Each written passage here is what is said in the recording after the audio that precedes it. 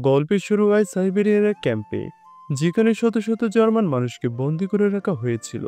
যদিও সেখানে নিরাপত্তার জন্য কোনো প্রহরী ছিল না, তবুও কেউ এখান থেকে পালানোর সাহস করতো না। আসলে যদি কেউ পালিয়েও যেত, তাহলে আর্কটিক সার্কেলের হাড় কাঁপানো ঠান্ডায় কয়েকদিনের বেশি বাঁচতে পারতো না।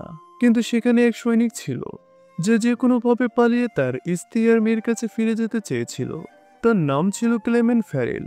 এবং একদিন তার পালানোর সুযোগ এসে গেল।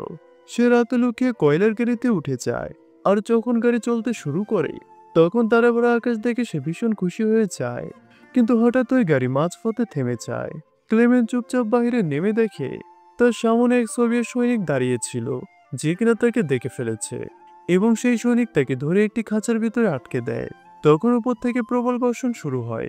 তবুও ক্লেমেন্ট পুরো 3 দিন খাওয়া দাওয়া ছাড়াই সেখানেই টিকে থাকে। এরপর জেলের ওয়ার্ডেন তাকে ছেড়ে দিয়ে বলে, তোমার সঙ্গীরা তোমার অপেক্ষা করছে। শেষমেশ যখন ক্লেমেন্ট সুড়ঙ্গে পৌঁছায়, সে দেখলো তার সঙ্গীরা ভীষণ রাগান্বিত। তারা হাতে অস্ত্র নিয়ে তার জন্য অপেক্ষা করছিল। আসলে ক্লেমেন্ট পালানোর কারণে তাদের সবাইকে 3 দিন না খেয়ে থাকতে হয়েছিল। ঠিক তখনই তারা ক্লেমেন্টের উপর হামলা করে তাকে কুকুরের মতো মারধর করতে শুরু করে। সে ভীষণভাবে আহত হওয়ার কারণে তাকে ক্যাম্পের ডাক্তারের কাছে নিয়ে যাওয়া হয়, যে ডাক্তারও কিনা এখানে বন্দী ছিল। তখন ডাক্তার ক্লেমেন্টের পালানোর সাহস দেখে ভীষণ মুগ্ধ হয়। সে ক্লেমেন্টকে বলে, আর্কটিক সার্কেল থেকে পালানো অসম্ভব। এখন পর্যন্ত যেই পালানোর চেষ্টা করেছে, সবাই মারা গেছে। কিন্তু ডাক্তার তাকে একটি গোপন কথা বলে, যারা এখান থেকে পালাবে না, তাদেরও শেষ পর্যন্ত মৃত্যু এখানে নিশ্চিত। আসলে এখানে থাকা সব বন্দীদের দিয়ে প্রতিদিন লেড নামের এক ধাতুর খনন করানো হয়, এবং ধীরে ধীরে সেই লেড বাতাসের মাধ্যমে শরীরে ঢুকে যাচ্ছে, যার ফলে আজ না হোক কাল তাদের মৃত্যু নিশ্চিত। এই কারণে ডাক্তার তাকে পরামর্শ দেয়, পালিয়ে নিজের ভাগ্য পরীক্ষা করতেই হবে। তারপর ডাক্তার নিজে সব গরম কাপড় আর জুতো খুলে দেয়, এবং ক্লেমেন্টকে জানায় যে রেল লাইন ধরে জায়গায় জায়গায় খাবার লুকিয়ে রাখা আছে। পাশাপাশি সে ক্লেমেন্টকে একটি বন্দুকও দেয়। আসলে ডাক্তার এই সমস্ত প্রস্তুতি নিজের পালানোর জন্যই করেছিল। কিন্তু 1 মাস আগে সে জানতে পারে তার ক্যান্সার হয়েছে। তাই যদি সে পালিয়েও যায়, তবে 1 মাসের বেশি বাঁচবে না। যাই হোক, ডাক্তার ক্লেমেন্টকে নিচের লাঞ্চ বক্স দিয়ে বলে, যদি তুমি পালাতে সফল হও, তাহলে আমার পরিবারকে আমার মৃত্যুর খবর জানিয়ে দিও। এরপর ক্লেমেন্ট রাতের অন্ধকারে আবারও পালিয়ে যায়। পরে সকালে ওয়ার্ডেন খবর পায় যে ক্লেমেন্ট আবারও পালিয়েছে। তখন সে ডাক্তারকে জিজ্ঞাসাবাদ করতে আসে, কিন্তু ততক্ষণে ডাক্তার নিজের প্রাণ উৎসর্গ করে ফেলেছিল। অন্যদিকে ক্লেমেন্ট প্রবল উদ্যম নিয়ে তুষার আর ঝড় হওয়ার সঙ্গে লড়াই করতে করতে সামনে এগোচ্ছিল। এদিকে ওয়ার্ডেন ক্লেমেন্টকে খুঁজে বের করার জন্য কয়েকজন সৈন্যকে পাঠায়। কিন্তু অনেকদিন খোঁজার পরও তারা ক্লেমেন্টের কোনো খোঁজ পায় না। সবাই ভেবেছিল সে তুষারের মধ্যে জমে মারা গেছে, কিন্তু ওয়ার্ডেনের বিশ্বাস ছিল যে সে এখনো জীবিত। তাই সে আবারও খোঁজ চালিয়ে যাওয়ার নির্দেশ দেয়। এরপর পালানোর 9 মাস পর হঠাৎ ক্লেমেন্ট দেখতে পেল যে তার পেছনে একটি স্লেজ দৌড়ে আসছে। সেটা দেখে ক্লেমেন্টও সাথে সাথে দৌড়াতে শুরু করে, কিন্তু শীঘ্রই শেষটি তার কাছে পৌঁছে যায় এবং তাকে চাপা দিয়ে সেখান থেকে চলে যায়। হঠাৎ ক্লেমেন্টের চোখ খুলে সে দেখতে পায় সে সম্পূর্ণ ঠিক আছে।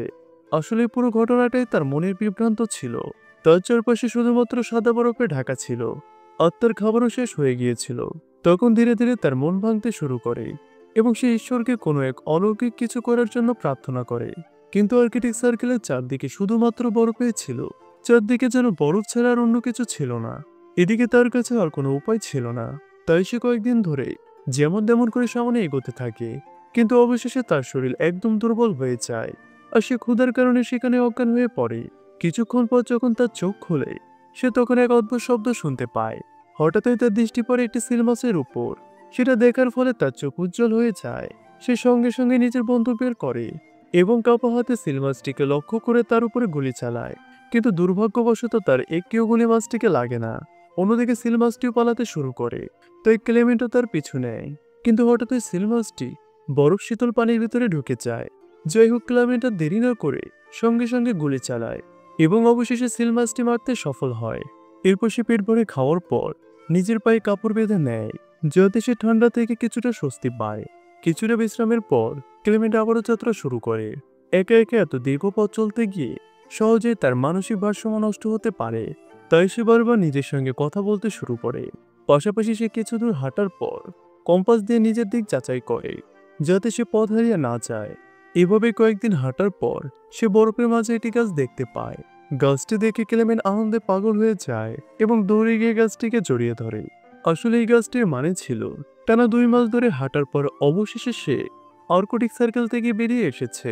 অন্যদিকে জেলের ওয়ার্ডেন এখনো হাল ছাড়েনি এবং 50 কিমি এলাকার তল্লাশি চালানোর আদেশ দেয়। এদিকে ক্লেমেন্ট জঙ্গলে পৌঁছে গিয়েছিল, কিন্তু হঠাৎ সেখানে প্রবল তুষারঝড় শুরু হয়। এই ঝড় এতটাই ভয়ঙ্কর ছিল যে বিশাল বিশাল গাছের উপরে পড়ছিল। কিন্তু যখনই ক্লেমেন্ট ওঠার চেষ্টা করে, হঠাৎ একটি বিশাল গাছ তার উপরে ভেঙে পড়ে। সৌভাগ্যক্রমে স্যামজন আর ম্যাটন নামে 2জন লোক, যারা কিনা সেখানে সোনা খুঁজতে এসেছিল, তারা ক্লেমেন্টের প্রাণ বাঁচায়। তারপর তারা 3জন একসাথে সামনে এগোতে থাকে। এরপর ধীরে ধীরে আবহাওয়া ঠিক হতে শুরু করে এবং তারা 3জন মিলে কৌশলে একটি নৌকা বানিয়ে নদী পার হওয়ার সিদ্ধান্ত নেয়। তারা একে অপরকে নিজেদের জীবনের গল্প শোনাচ্ছিল, কিন্তু অল্প কিছুক্ষণের মধ্যেই নদীর স্রোত ভীষণ শক্তিশালী হয়ে ওঠে। তখন ক্লেমেন্ট আর ম্যাটন নৌকাটা সামলাতে পারছিল না। অন্যদিকে হঠাৎ স্যামজনের ব্যালেন্স নষ্ট হয়ে যাওয়াতে সে নদীতে পড়ে যায় আর সে একেবারে ডুবে যাওয়ার পরিস্থিতিতে চলে আসে। তখনই ক্লেমেন্ট নিজের জীবনের তোয়াক্কা না করে সঙ্গে সঙ্গে নদীতে ঝাঁপ দেয় আর অনেক কষ্টের পর সে স্যামজনকে টেনে তীরে আনতে সক্ষম হয়। অন্যদিকে ম্যাটন মাঝপথে তাদের ছেড়ে দিয়ে একাই সামনে এগিয়ে যায়। এরপর যখন সে তার কুড়ে ঘরে পৌঁছায়, তখন সে ভেবেছিল স্যামজন হয়তো নদীতেই মারা গেছে। তাই সে স্যামজনের সোনা আর বাকি জিনিসপত্রগুলো সঙ্গে সঙ্গে চুরি করে নেয়। কিন্তু কিছুক্ষণ পরে স্যামজন আর ক্লেমেন্টো সেখানে পৌঁছে যায় আর ম্যাটনের বিশ্বাসঘাতকতার কারণে সে অনেক বেশি রেগে যায়। তাই সে গুলি চালিয়ে ম্যাটনকে সঙ্গে সঙ্গে মেরে ফেলে। এরপর স্যামজন আর ক্লেমেন্ট তাদের জিনিসপত্র গুছিয়ে আবারও যাত্রা শুরু করে। কিছুদিনের মধ্যে শীতকাল শুরু হয়, ফলে তাদের পক্ষে সামনে যাওয়ারও কঠিন হয়ে যায়।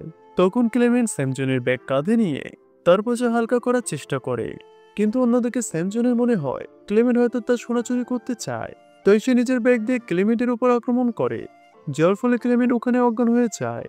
এরপর যখন ক্লেমেন্টের চোখ খোলে, তখন সে দেখতে পায় এক ঝাঁক নেকড়ে তার দিকে দৌড়ে আসছে। এরপর ক্ষুধার্ত নেকড়েগুলো ক্লেমেন্টের প্যান ধরে নিচে টেনে নামানোর চেষ্টা করছিল। এদিকে অনেক চেষ্টা সংগ্রামের পর তার ধরে রাখা ছোট গাছটা উপরে পড়ে যায়। এবার মৃত্যু যেন ক্লেমেন্টের সামনে দাঁড়িয়ে আছে। ঠিক তখনই হঠাৎ গুলির প্রচন্ড আওয়াজ শোনা যায়, যাতে করে সব নেকড়ে সেখানে মারা যায়। আসলে এই এলাকার কিছু রাখাল ক্লেমেন্টের জীবন বাঁচিয়েছিল। এরপর অনেক রাখাল মিলে তার চিকিৎসা করে। তাদের সাহায্যে ক্লেমেন্টের শরীর খুব তাড়াতাড়ি পুরো সুস্থ হয়ে যায়। এদিকে এতদিন পর আবার মানুষের সঙ্গে দেখা হয়, ক্লেমেন্ট অনেক বেশি খুশি হয়। এরপর অনেক রাখালের সঙ্গে তার বন্ধুত্ব হয়ে যায়। কিন্তু শীঘ্রই জেলের ওয়ার্ডেনের পাঠানো এক নোটিশ সেখানে পৌঁছে যায়। সেই নোটিশে বলা ছিল, যেই ক্লেমেন্টকে আশ্রয় দিবে সে প্রাণ হারাবে। তাই বাধ্য হয়ে ক্লেমেন্টকে সেখান থেকে চলে যেতে হয়। যাওয়ার আগে রাখালরা তাকে অনেক খাবার আর উপহার হিসেবে একটি শিকারী কুকুর দেয়। এখন ঘরে ফেরার এই যাত্রায় তার একজন সঙ্গীও হয়ে যায়, তাই ক্লেমেন্ট আর একা অনুভব করে না। এভাবে তারা দুজনে 1 বছর ধরে এগিয়ে চলে। একদিন তারা এক কাঠের মিলের কাছে পৌঁছায়, যেখানে ক্লেমেন্টের কুকুর খাবারের খোঁজে ছুটে যায়, কিন্তু কিছু কর্মচারী তাকে তাড়িয়ে দেয়। তারপর যখন ক্লেমেন্ট সামনে আসে, কর্মচারীরা তাকে চিনে ফেলে। এরপর মিলের মালিক তাকে খাবার খাওয়ায়। তারপর তার ক্লেমেন্টকে জার্মানির ট্রেনে তুলে দেয়। এখন সে শীঘ্রই বাড়ি পৌঁছাতে চলেছে। তাই ক্লেমেন্টের মুখে ছিল এক বিশাল হাসি, কিন্তু সে জানতো না যে মিলের মালিক তার খবর পুলিশকে দিয়ে দিয়েছে। আর জেলের ওয়ার্ডেন তার সৈন্যদের নিয়ে ট্রেন স্টেশনে তার অপেক্ষা করছিল। অন্যদিকে সৌভাগ্যক্রমে ক্লেমেন্ট আগেভাগে সৈন্যদের স্টেশনে দেখে ফেলে, তাই সে সুযোগ বুঝে সেখান থেকে পালিয়ে যায়। কিন্তু কিছুক্ষণের মধ্যে জেলের ওয়ার্ডে তাকে হাতে নাতে ধরে ফেলে। তখন যেন ক্লেমেন্টের সব আশা শেষ হয়ে গিয়েছিল। কিন্তু হঠাৎ করে ক্লেমেন্টের শিকারী কুকুর ক্লেমেন্টের উপর আক্রমণ করে তাকে ভীষণভাবে আহত করে দেয়। তার কুকুরের বিশ্বস্ততার কারণে ক্লেমেন্টের সামনে আবারও পালানোর সুযোগ আসে। ঠিক তখনই গুলির শব্দ শোনা যায় আর সে বুঝতে পারে যে ওয়ার্ডেন তার কুকুরটিকে মেরে ফেলেছে। ক্লেমেন্ট তখন তার কুকুরের মৃত্যুর শোকও পালন করতে পারে না, তাই সে বাধ্য হয়ে সেখান থেকে পালিয়ে যায়। এরপর সুযোগ দেখে সে সামনে এক সেতুর উপরে ওঠে এবং নিচ দিয়ে যাওয়া এক ট্রেনের উপরে লাফ দেয়, আর যেন সে অল্পের জন্য বেঁচে যায়। এরপর সে নিরন্তর নিজের পথে এগিয়ে চলে। এভাবে বহু সময় কেটে যায়, অর্থাৎ সামনে চলে আসে 1992 সাল। এদিকে ক্লেমেন্টের কাছে কোনো টাকা ছিল না, না ছিল কোনো খাবার। এরপর সে এক মেলায় চলে যায়, যেখানে তার চোখ পড়ে সুস্বাদু খাবারের উপর, কিন্তু দোকানদার তাকে সেখান থেকে তাড়িয়ে দেয়। এরপর হেঁটে যেতে যেতে সে এক প্যানকেকের দোকানের সামনে আসে, যেখানে 2 মেয়ে তাকে স্বাগত জানায়, কিন্তু তার কাছে কোনো টাকা ছিল না। তাই সে নিজে হতাশ হয়ে সামনের দিকে এগিয়ে যায়।